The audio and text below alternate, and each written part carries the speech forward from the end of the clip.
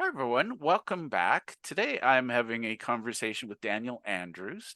And Daniel's a native of Columbia, South Carolina, and he helps people build and nurture relationships with key referral partners. We're going to get into all of that, I promise.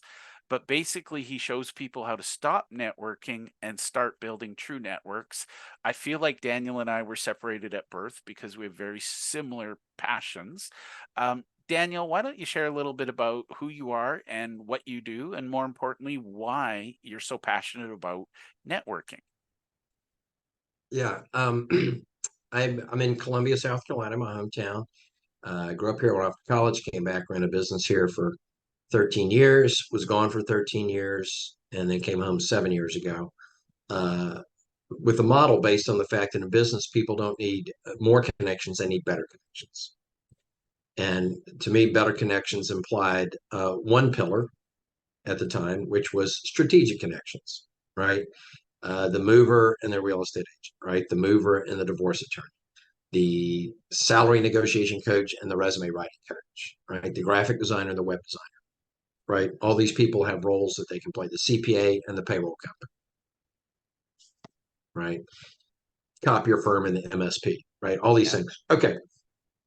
And that model works. It's great. I'm making a good living on that model. Uh, but I realized over time that better connections implies actually two pillars, strategic connections, but also stronger connections.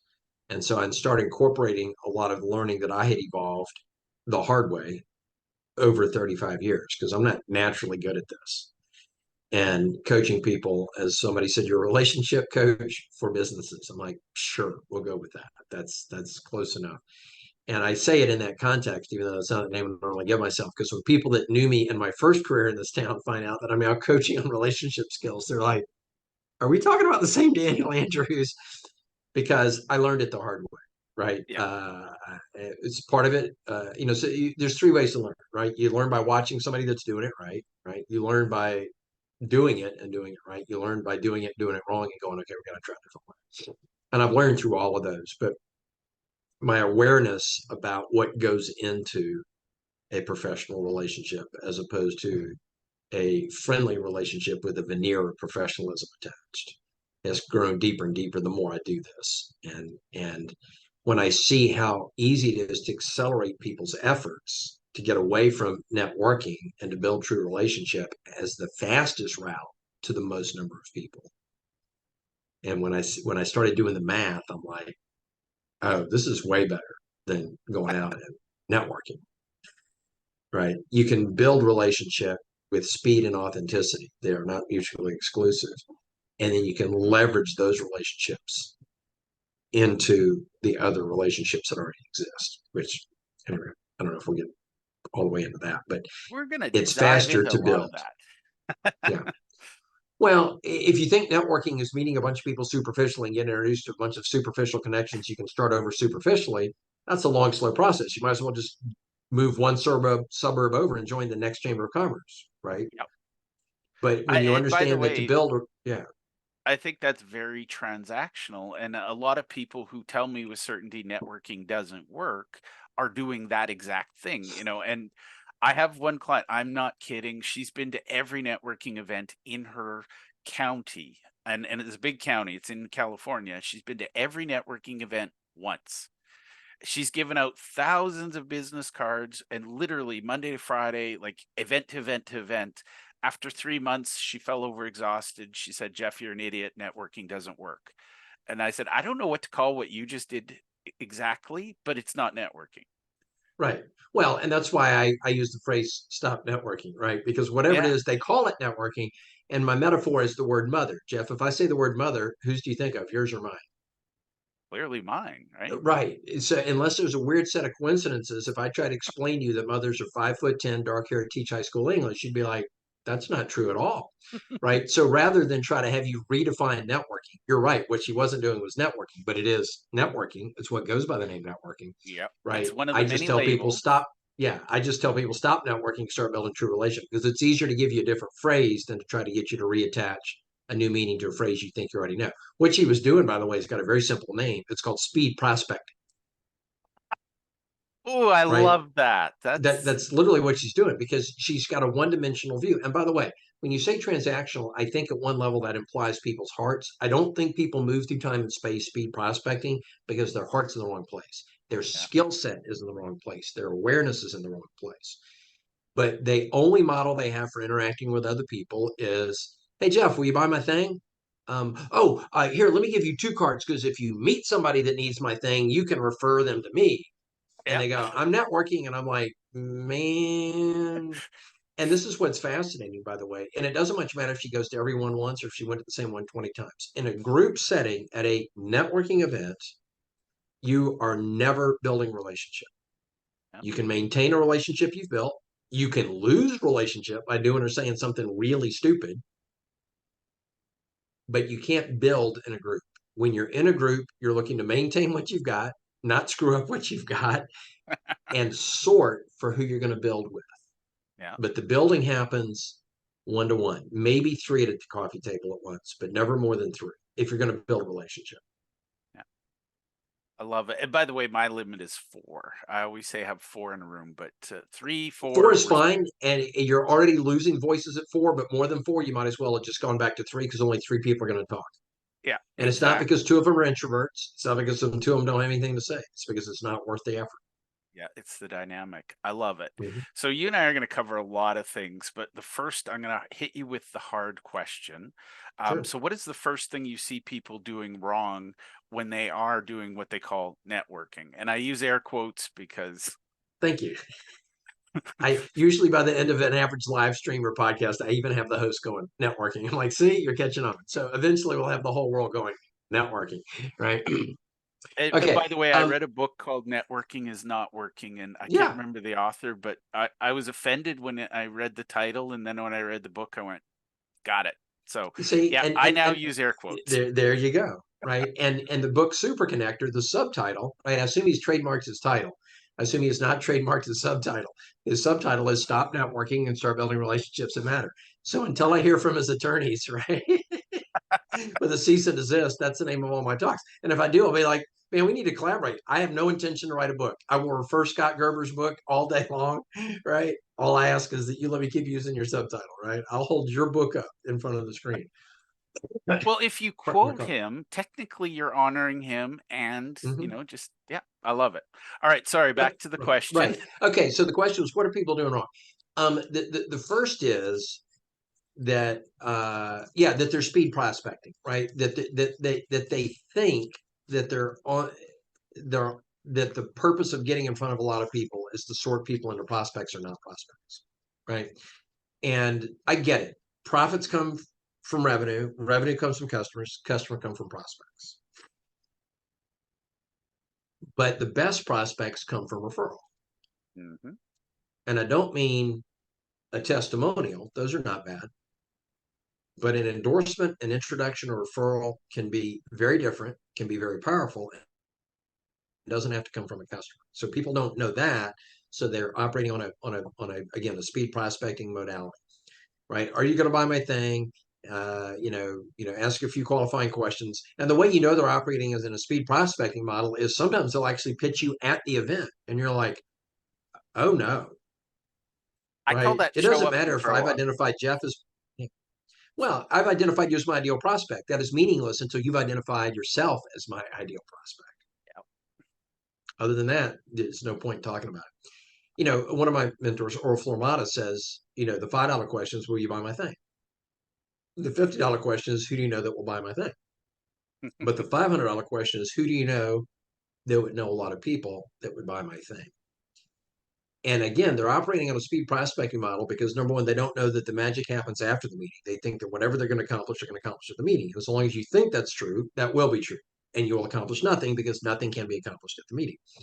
And then the second thought is the reason they stick there is because they think to meet new people is to start over from zero. Right. But the call I had earlier today, a guy named Dale, I said, Dale, I'm up here in the hospital room with my mom today. I didn't have the time to research. Who introduced us? He said, Mark Harry. And I said, great. He said, I don't even remember what he said to us. I just remember he told us we should get together, and here we are on a Zoom. And I said, yeah, that's the power of what you and I have each with Mark We didn't need a whole lot of reasons. Mark Yeah. said, do it, and we did it. And they missed the fact that if you get people to that point, right, the ability to get from, and I'll use a real example, Ariel Lee to Dan Roth to Anna Morgan in 12 hours with a total of 8 text messages total, 4 outbound and 4 inbound, Yeah. and get on Anna Morgan's calendar. When I've never met Dan, I've never met Anna Morgan, never met Dan Roth, and I've only invested a little bit of time, but credible time with Ariel Lee. And so I'm 3 degrees of separation in less than 12 hours.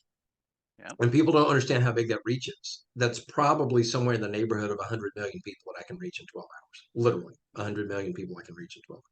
Well, it's funny. I'm going to just share that my bucket list, Bob Berg was on the bucket list, and somebody said, "Oh, here," connected me with Bob. And then I was talking to somebody else, and I said, I love Steve Sims. He's the author of Blue Fishing. And I didn't even expect it. I just said, I love him. Someday I want to have him on my podcast. I walked away to get a cup of tea or a drink of water.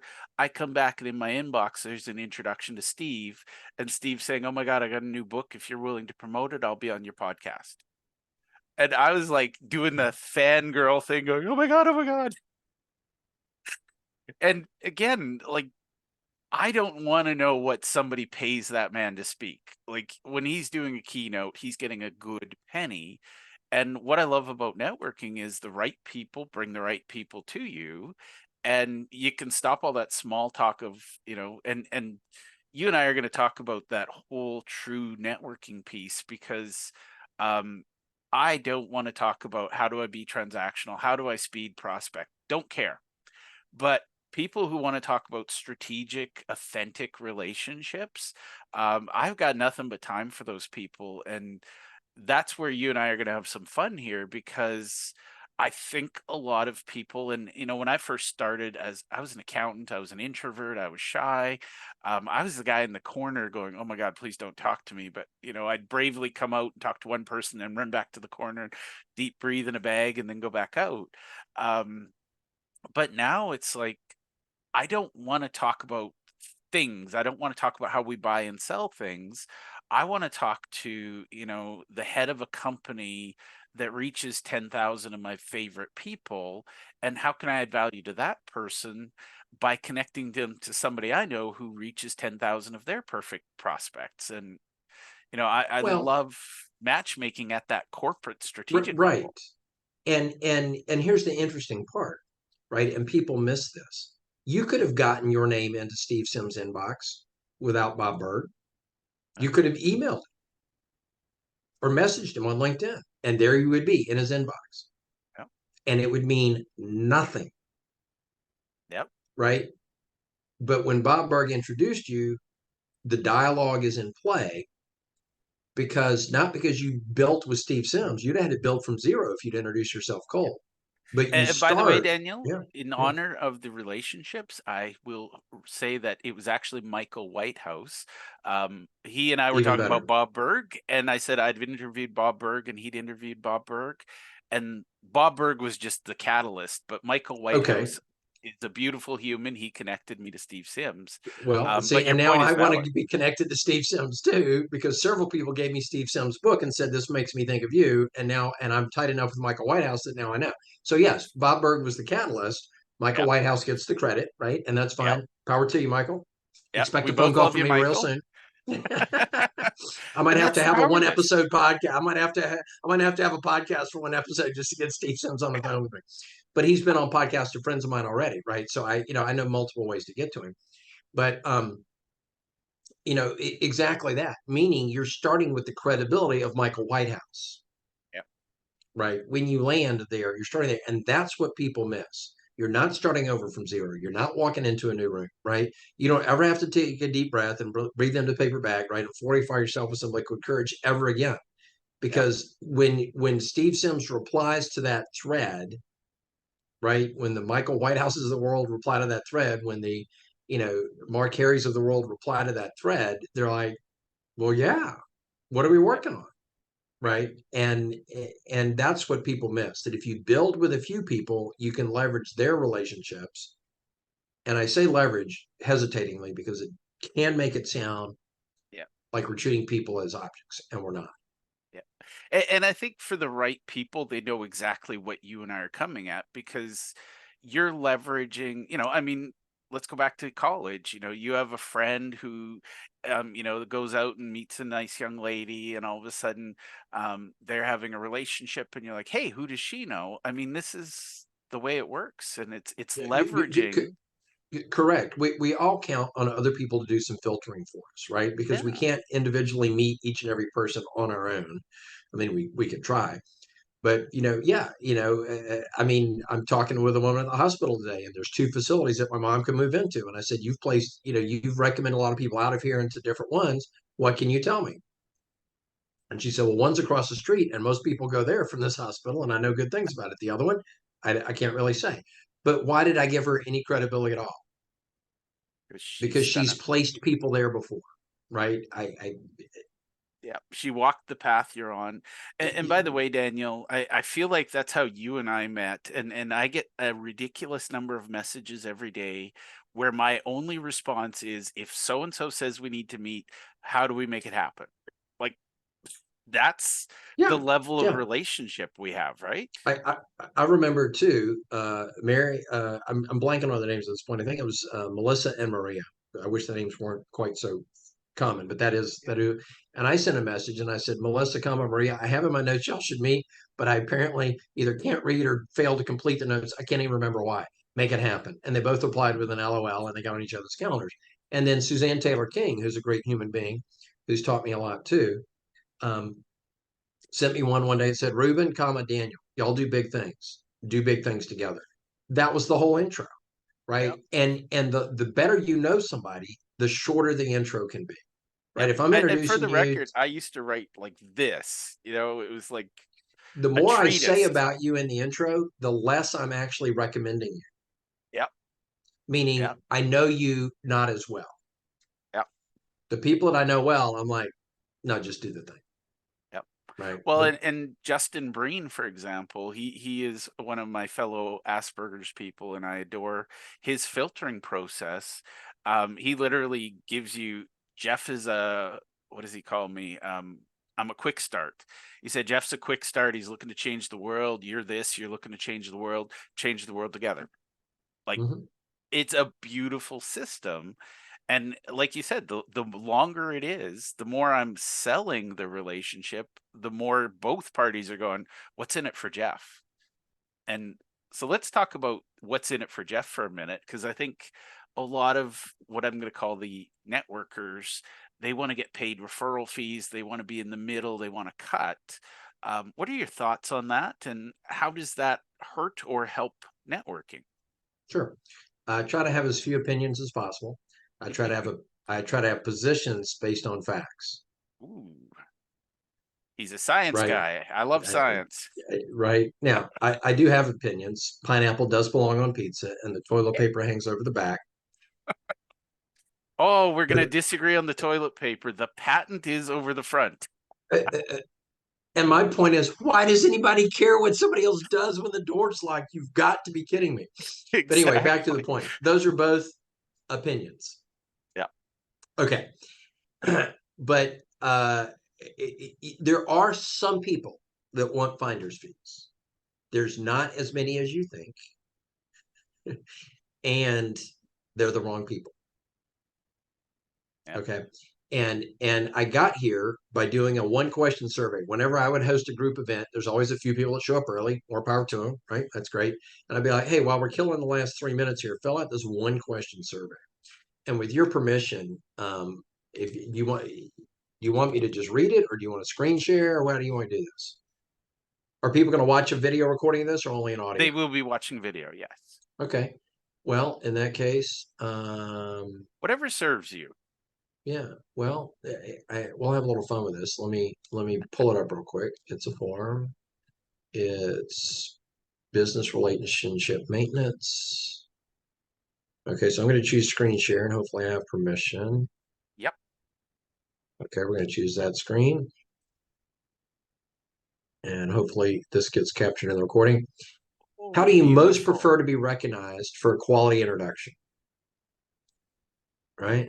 Short text or email, letter or card, phone call, gift or gift card, cash baby, reciprocation, a quality introduction in return. Nobody's added anything other than those six so far, right? So they all mesh inside those six. Yeah. In Look an at the aggregate, math. 3.3 want a gift card, 3.3 want cash. There That's you less than 7%. wow. More than 6 times as many, 42% want reciprocation, and almost 40% want nothing at all. Short text or email. Yeah. That's all they want. Yeah. Okay. So Can I add most one people to the don't want list? that. Yeah, go. One of my friends, she sends me brownies from a local bakery every time I make an introduction. So I literally work for brownies. Okay. Well, you can either, that's not a very substantial gift. So you could lump that into gift, or you could lump it into, letter or card, because I'm sure Yeah. it comes with a nice little note. Okay. So here's my point, right? Most people aren't looking for that. We'll come back to why in a minute. Here's the other thing that's worth saying. Finder's fees are not effective. And I can prove it at the macro level. If finder's fees were effective, we would all be rich from too much business referred to us and too many finder's fees paid to us for the business that we referred out. The fact that we're not getting a steady stream from most of our contacts tells you that most people have no interest in it. Now, here's what's interesting. It's not just that it's not effective, it is working against you. Ooh, I'll give you a tell me hypothetical more. and a real one. I'll give you a hypothetical and a real one. I'll try to tell you the short version of both of these. You and I driving down the highway, Jeff, yapping, right? We're 30 minutes ahead of schedule to get to the airport to get on our flight to go to the conference, right? And we see a little old lady on the side of the road with a blown out tire, right? You look at your watch, I look at mine, I'm like, I think we can do this. We peel over, we jump out, I'm loosening the tie, you're grabbing right, you're already in your Hawaiian shirt, right? You're reaching for the jack, I'm getting the lug nuts loose, right? We get it done, and the little old lady turns to us and says, Sonny, here you go, get yourself some lunch, here's $10. And what are you and I both going to say? Keep it, ma'am. Just No, no, no, we. ma'am. And if it becomes obvious that she would feel better if we took it, Oh, there you're you going to go. get Then behind the I would wheel. take it. I'm going to hold it in my hand out the window, and the first homeless guy we see is going to take it out of our hand, and we're both going to feel better for the fact that we don't have $10 on us. Yep. I love that. You cheap it out when you bring money into the equation. You're Yeah. telling the other person, I don't expect you to respect me as a human or as a business person. I just want you to send stuff my way because you'll get paid, which will Well, decrease the quality of referral. if I can point that out, I actually had somebody who reached out to me and said, "Hey, I'm willing to pay you a referral fee." And instantly it felt like I was a jukebox and she was, you know, See, right? hitting the buttons going, "Okay, when are you going to start?" And I'm like, that is not how I work. I Exactly. connect people that I know, like, and trust. I met you today, and now tomorrow, the next day you're literally telling me, hurry up and give me some leads. I'm going the opposite direction. Mm-hmm.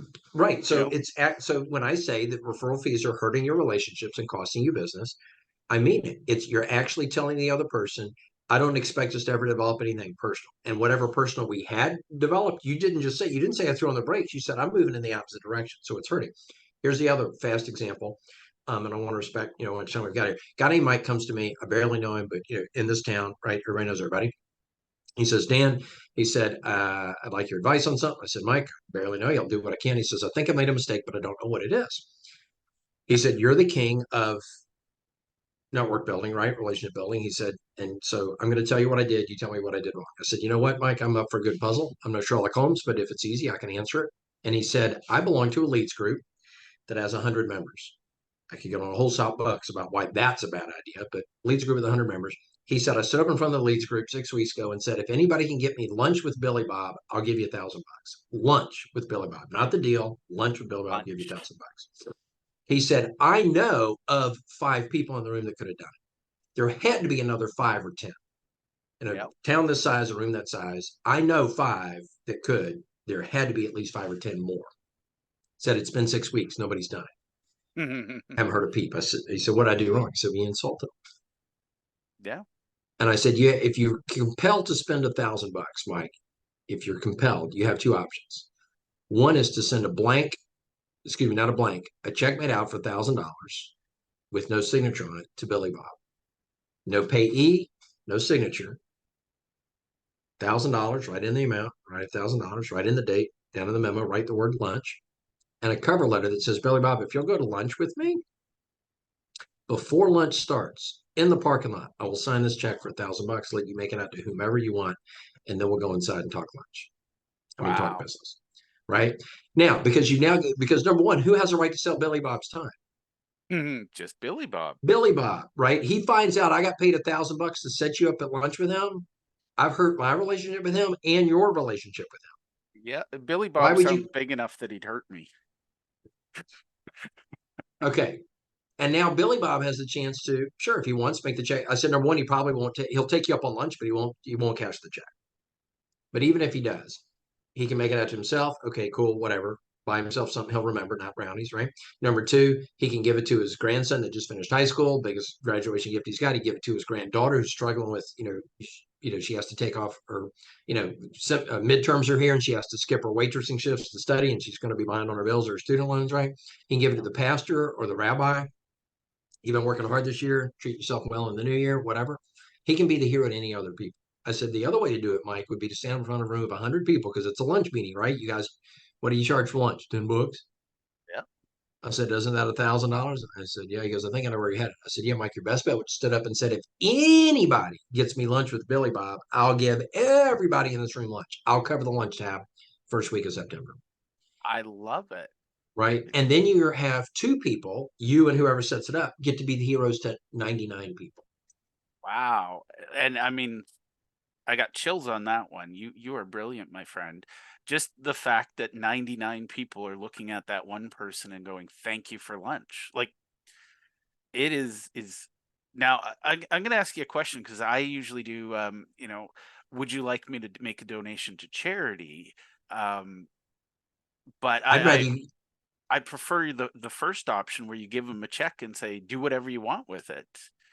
or right, when somebody says to me, "Hey, Dan, blah blah, 10% off," not only do I give them a lecture, and that's how I get a lot of podcasts. I've shared it with some pretty deep people that have podcasts, and they're like, "Oh, you're going to be my guest because you have to give that talk because they've said you have shifted my perspective in 10 minutes, 180 degrees." But here's the notion behind it, right? So what I say is, hey, tell you what, I respect that. I appreciate you trying to do me a solid because I'm doing you a solid. I'd rather you do this. When Billy Bob gets his invoice from you, down at the bottom, there needs to be a line that says, I know Daniel Andrews 10% off, not 10% off. Yeah. I know Daniel Andrews 10% off. Yeah. I'd rather you give whatever margin you're playing with to Billy Bob because somewhere between the first invoice and the third, he's going to go, Mike could have kept this. No. And he didn't because he didn't say anything to me about it. I didn't Wow. negotiate it in. And then his second thought is going to be, he could have given that to Daniel, and he didn't. And now it's a win-win-win. Not that I'm doing it for the cred, but I don't You want you do the mailing right me checks things and for it just looks 10 good and in the end. $15, right? I don't want to reconcile a PayPal transaction for, $73.27 for referrals in the last quarter. Give me a freaking break. I don't. Yep. It's funny, a lot of software companies, they go straight to here's a referral link. I've never used one. I just don't believe in it. And so this is exactly why I'm doing this project is, you've broken my brain. I'm a big fan of, I think his name is Michael Roderick. His podcast is Access to Anyone. And I feel like you and he need to meet. Um, Now, my other bucket list is John Ruhlin. He's the founder of Giftology. Um, I can get you to John really quickly. He and I go back 20 years. Really, I adore John. I'm just gonna say that his book, for anybody listening, his book is a freaking experience to receive. Like, order the book just to see how books should arrive at your door. I have books on Amazon and they show up in crappy envelope. His is like opening a gift from the gods, and like just the velour. He So has a $200 version of his book, by the way. And you really, should and that experience of opening that. But remember a oh minute ago when I said not brownies? yeah, Because John Ruhlin teaches you don't give food, right? For yeah. reasons. Yep. Right. But yeah, I read love his Giftology, guys. his But yeah, I can get you to John Ruhlin. Wow. Okay. Well, how can I recognize somebody who needs to meet you? If Charles M. Schultz was still alive, I'd make sure you met him. But That him. Yeah. Um, well, you mentioned that people approach you about, learning how to elevate, whatever it is that they're calling networking, right? And by elevate, I mean how to get results from so there's speed prospecting, and it. Right, right. Um, okay, so two sorts of people find the ability to elevate that experience and get results from it seem to be drawn towards what I can offer them. Because this will be in no way, shape, or form a sales pitch, but I do have an 8-week closed-ended, this is how you do it course. It's a group dynamic. We use active learning cycles. It's in real time, but it's online. And by that, I mean it's digital, but it's not on demand. Because I don't think you can teach relationships by watching a one-way video, right? But anyway, that's a bit of irony, but yes, right, I right, agree with exactly. you. So the group modality exists for a reason, right? But anyhow, back to the point. Um, the people that may want to engage with you about how to engage with me fall into kind of two ends of a bell curve. On one end are the people whose roles are so common, real estate, mortgage, insurance, financial services, whose roles are so common that they're not just competing for customers, they're competing for key referral partners. My Yeah. town has 2,500 real estate agents, 2,500 mortgage lenders. They don't pair them up as you graduate from real estate school. Here's your new One best for friend. I you, hope you one for like you. him. Right.